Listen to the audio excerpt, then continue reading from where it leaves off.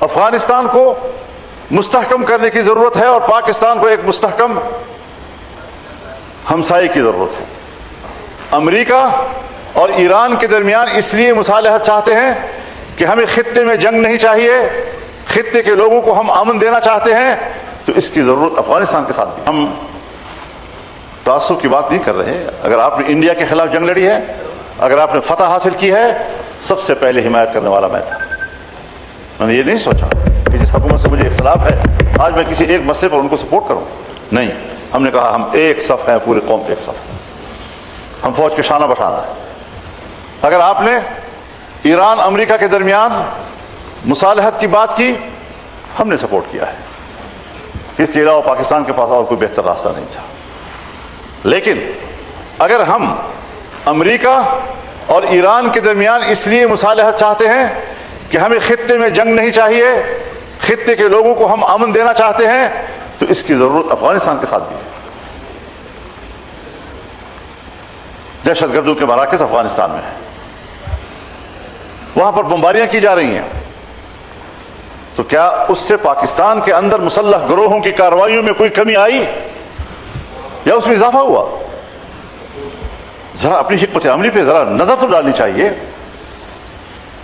افغانستان کو مستحکم کرنے کی ضرورت ہے اور پاکستان کو ایک مستحکم ہمسائے کی ضرورت ہے۔ جب ہمیں کچھ نہیں ملتا، 78 سال کے بعد ہم افغانستان کو تانا دیتے ہیں کہ پاکستان کے خلاف سب سے پہلا ووٹ افغانستان نے دیا تھا، وہ ظاہر شاہ کی حکومت تھی۔ افغانستان ہندوستان کی تقسیم کے خلاف تھا، اس میں کوئی شک نہیں۔ یہاں کے قوم پرست اور افغانستان کی حکومت کا موقف ایک تھا۔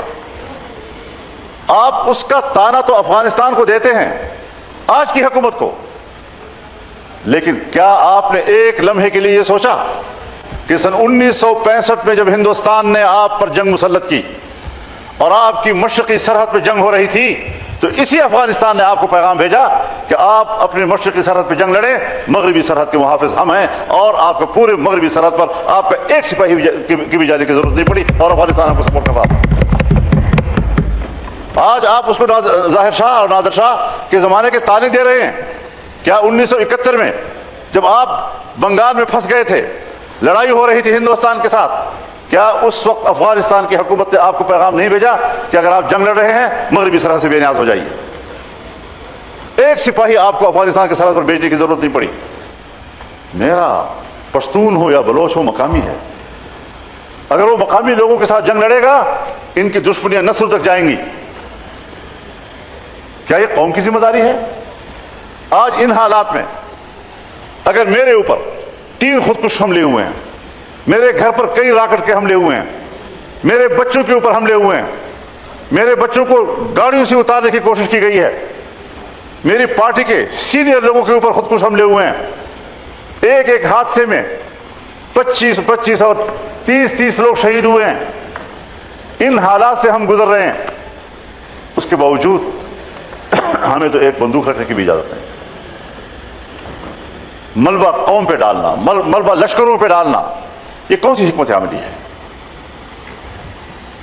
میرے علماء شہید ہو رہے ہیں، علماء اس لیے شہید ہو رہے ہیں کہ وہ جمہوریت کی بات کیوں کرتے ہیں؟